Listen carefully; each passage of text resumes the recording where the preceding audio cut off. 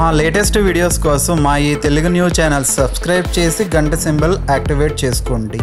రేపు బుధవారం పౌర్ణమి ముందు రోజు, అందులోనూ అయోధ్య రామ ప్రతిష్ఠ తర్వాత వస్తుంది కాబట్టి గుమ్మం పైన ఇది చల్లండి చాలు, మీ ఇల్లు డబ్బుతో నిండిపోతుంది, ధనం మీ ఇంటి వైపు ఆకర్షింపబడుతుంది, మీకు చక్కగా కలిసి వస్తుందని శాస్త్రాలు చెప్తూ ఉన్నాయి.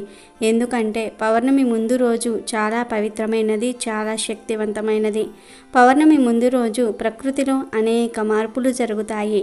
పౌర్ణమి ముందు రోజు అంటే లక్ష్మీదేవికి చాలా ఇష్టం కనుక ఈరోజు గుమ్మం మీద ఇది చల్లితే మీ కష్టాలన్నీ కూడా పోతాయి, లక్ష్మీదేవి అనుగ్రహం కలుగుతుందని పెద్దలు చెప్తూ ఉన్నారు. అందరి ఇళ్ళకి గుమ్మాలు ఉంటాయి. గుమ్మం లేని ఇల్లు తెలుగు రాష్ట్రాలలో కనిపించదు.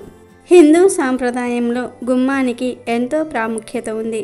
గుమ్మాన్ని కూడా దేవతగా చూస్తారు. ప్రతి పండుగకు, శుభకార్యాలకు గుమ్మానికి పసుపు కుంకుమ పెట్టనిదే ఎలాంటి వేడుక జరగదు.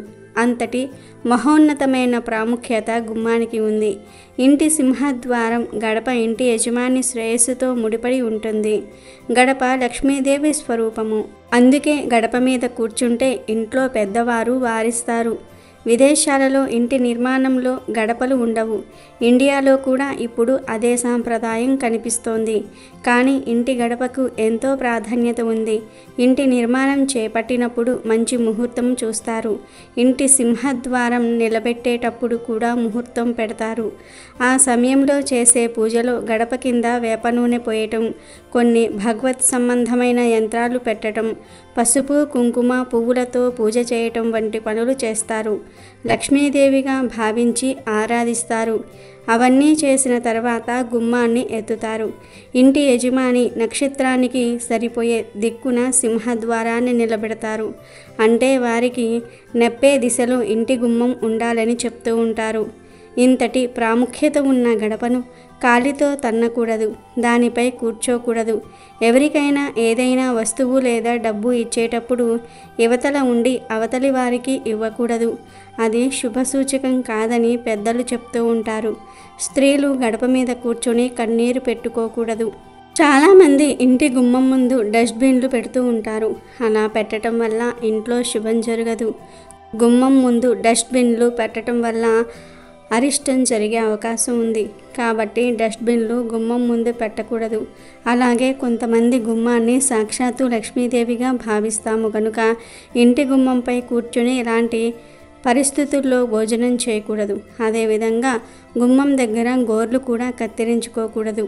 చాలామంది గుమ్మంపై కూర్చొని తల దువ్వటము, పువ్వులు మాల కట్టుకోవటం చేస్తూ ఉంటారు. పొరపాటున కూడా అలా చేయకూడదు.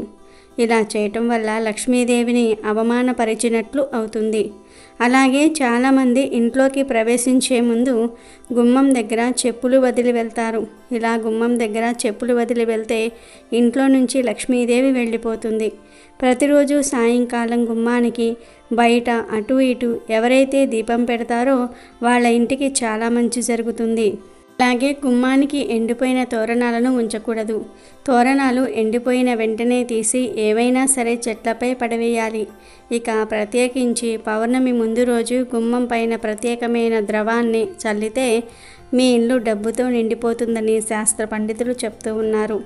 అందులోని ఇది అయోధ్య బాలరాముని ప్రతిష్ఠ తర్వాత వస్తున్న రోజు కనుక ఈరోజు ఈ పరిహారం చేస్తే చాలు, మీ కష్టాలన్నీ కూడా తీరిపోతాయి, ధన ఆకర్షణ పెరుగుతుందని పెద్దలు అంటూ ఉన్నారు. మరి ఇంతకీ పౌర్ణమి ముందు రోజు గుమ్మం పైన ఏం చల్లాలి అనే విషయాన్ని ఇప్పుడు మనం ఈ వీడియోలో వివరంగా తెలుసుకుందాము. అంతకన్నా ముందు ఒకరిని మోసం చేయాలనుకుంటే మనమే మోసపోతాం అనే నీతిని తెలిపే కథను విందాం. ఫ్రెండ్స్, ఫస్ట్ అయితే ఈ వీడియోకి ఒక లైక్ కొట్టి మా ఛానల్ని సబ్స్క్రైబ్ చేసుకోండి. ఒక పెద్ద ఆయన ఉండేవాడు. ఆయన ఒక చిన్న వ్యాపారం చేసేవాడు. ఆయనకు 2 కూతుళ్ళు. వారికి ఒకరంటే ఒకరికి పడేదే కాదు. వారిని చూసి పెద్ద ఆయన చాలా దిగులు పడేవాడు. తనక వయసు మీద పడుతోంది. తన తర్వాత ఆ వ్యాపారం పరిస్థితి ఏంటా అని ఆలోచించి ఒక నిర్ణయానికి వచ్చాడు. ఒకసారి పెద్ద ఆయన తన 2 కూతుళ్లను పిలిచి, అమ్మ, ఇదిగో ఈ ఇనుప పెట్టెలో నేను సంపాదించిన సంపద దాచిపెట్టాను. ఆ పెట్టెను తెరవాలంటే 2 తాళం చెవులు ఒకేసారి వేస్తేనే తెరుచుకోగలదు అని చెప్పి ఒక తాళం చెవిని పెద్ద అమ్మాయికి, ఒకటి చిన్న అమ్మాయికి ఇస్తూ మీరు జాగ్రత్తగా దాచండి. ఎప్పుడైనా నేను అడిగితే ఇవ్వండి అని చెప్పారు ఆ తండ్రి. ఇద్దరు కూతుళ్ళు సరే అంటారు. కానీ ఇద్దరు అమ్మాయిల మనసులు ఎలాగైనా సరే ఒకరిని ఒకరు మోసం చేసి అందులో ఉన్న మొత్తాన్ని కొట్టేయాలని అనుకున్నారు. దాంతో ఇద్దరూ ఒక దొంగని పిలిచి చిన్నదాని తాళం చెవి దొంగలించమని పెద్దమ్మాయి చెప్పింది. చిన్నమ్మాయి కూడా అదే పని చేసింది. అందుకు బదులుగా అక్కడ డూప్లికేట్ తాళాలను పెట్టేశారు ఇద్దరు.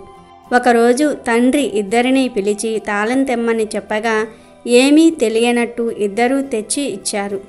ఆ తాళం చెవి చూడగానే ఇద్దరిని గదమాయించాడు ఆ పెద్దాయన.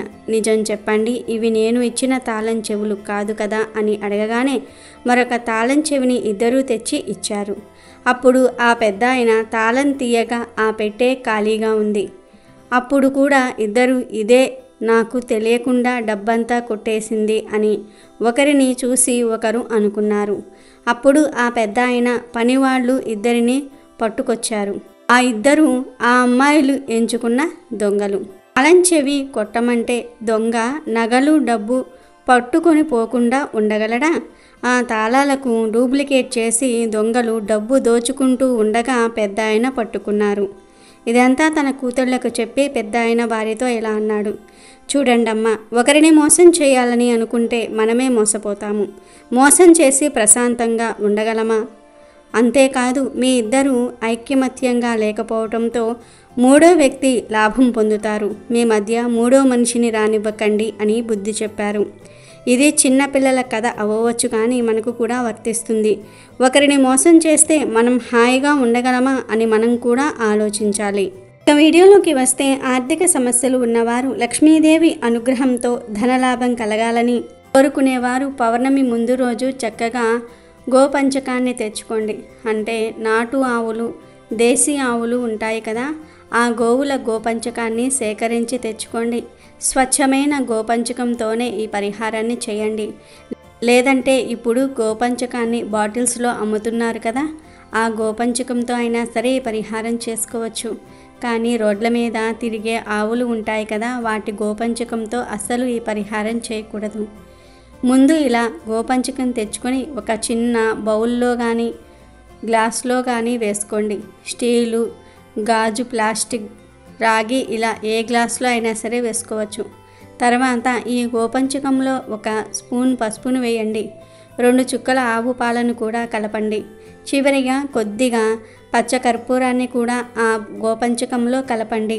తర్వాత ఆ గ్లాసు పైన లేదా బౌల్ పైన మీ అరచేతిని పెట్టి ఓం సురభియే నమః అనే మంత్రాన్ని 108 సార్లు కానీ, 54 సార్లు కానీ, 21 సార్లు కానీ, 11 సార్లు కానీ జపించండి. అలా జపించిన తర్వాత ఈ నీటిని మీ ఇంటి మెయిన్ డోర్ గుమ్మం పైన చిలకరించండి. మీ గుమ్మం బాగా తడిచిపోయే వరకు చిలకరిస్తూనే ఉండండి. ఆ గోపంచకం అంతా కూడా అయిపోయే వరకు చిలకరించండి. ఇలా చిలకరించిన ఒక 5 నిమిషాల తర్వాత ఒక వస్త్రంతో గుమ్మాన్ని తడి లేకుండా శుభ్రంగా తుడవండి. పౌర్ణమి ముందు రోజు ఈ విధంగా చేస్తే ఈ గుమ్మం ద్వారా లక్ష్మీదేవి మీ ఇంటికి వస్తుందని, క్రమంగా మీకు ఉన్న ఆర్థిక సమస్యలన్నీ కూడా తొలగి ధనలాభం కలుగుతుందని, మీ ఇల్లంతా ఐశ్వర్యంతో నిండిపోతుందని పండితులు చెప్తూ ఉన్నారు. కనుక రేపు పౌర్ణమి ముందు రోజు ప్రతి ఒక్కరూ కూడా ఈ చిన్న పరిహారం చేసి శుభ ఫలితాలను పొంది సంతోషంగా జీవించండి. అమెజాన్లో బెస్ట్ డిస్కౌంట్స్ కోసం వీడియో డిస్క్రిప్షన్లో లింకు ఉంది, చూడండి. అలాగే మా టెలిగ్రామ్ ఛానల్ సబ్స్క్రైబ్ చేసుకోండి.